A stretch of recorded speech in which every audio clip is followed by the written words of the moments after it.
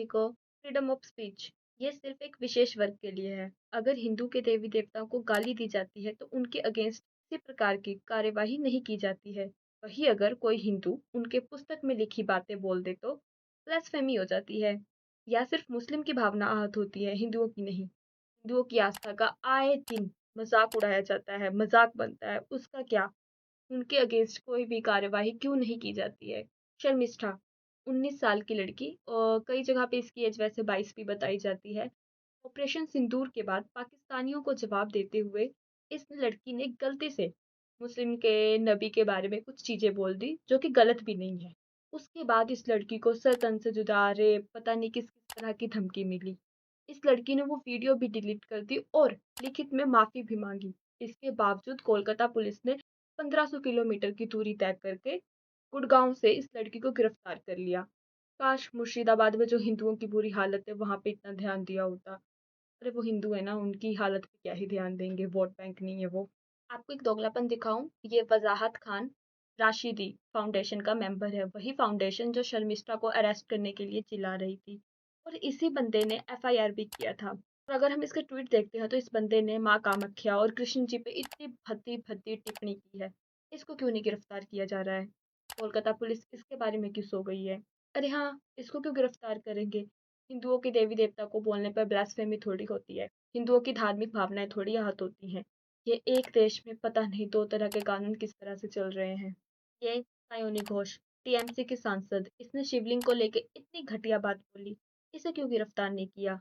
या इसे पार्टी से क्यों नहीं निकाला गया? अरे हाँ, भूल गई थी, हिंदू के देवी देवताओं को गाली देना, अपमानित करना, इससे ब्लास्फेमी थोड़ी होती है। सिर्फ मुस्लिमों की भावनाएं आहत होती हैं।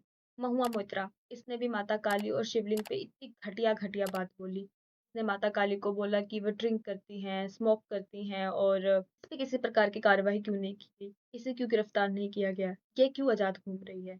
अच्छा हाँ, याद आया, हिंदुओं के देवी देवताओं को गंदी भद्दी टिप्पणी करना ब्लास्फेमी थोड़ी होती है। उनकी भावनाएं थोड़ी आहत होती हैं। भावनाएं तो सिर्फ मुस्लिम की आहत होती हैं। ये आरफा खानम, इसने भी शिवलिंग की जगह पे डस्टबिन लगा दिया। ये शिवलिंग का अपमान नहीं हुआ? यहाँ ब्लास्फेमी नहीं हुई? इसे क्यों गिरफ्तार नहीं किया गया? ये राणा आयोग, इसने भी सीता माता और राम जी को लेकर इतनी घटिया बात बोली। इसे क्यों गिरफ्तार नहीं किया गया? यहाँ पे ब्लास्फेमी नहीं हुई? अरे हाँ, मैं तो भूल गई थी, हिंदुओं के देवी देवताओं पे गंदी भद्दी टिप्पणी करने से ब्लास्फेमी थोड़ी होती है। उनकी धार्मिक भावनाएं थोड़ी आहत होती हैं। मोहम्मद जुबैर, इसके बारे में तो क्या ही बोलूं, एक नंबर का चौमू गधा है ये इडियट का हर बार का है। मुस्लिम को हिंदू के अगेंस्ट भड़काना, हिंदू के देवी देवताओं को अपमान करना, फिर चक्कों की तरह ट्वीट को डिलीट कर देना। इसे क्यों गिरफ्तार नहीं करते? और इसका रिसेंट ट्वीट देखिए, इस पे इसने मुरुगन का अपमान किया है। यहाँ पे कोलकाता पुलिस क्यों सो रही है? यहाँ पे क्यों चुप है? तो कुल मिलाकर भारत में दो तरह के कानून चल रहे हैं। हिंदुओं के देवी देवताओं को सरेआम अपमानित किया जाता है और वो लोग सॉरी भी नहीं बोलते हैं, खुलेआम घूम रहे हैं, बड़े बड़े राजनीतिक दलों के सदस्य हैं।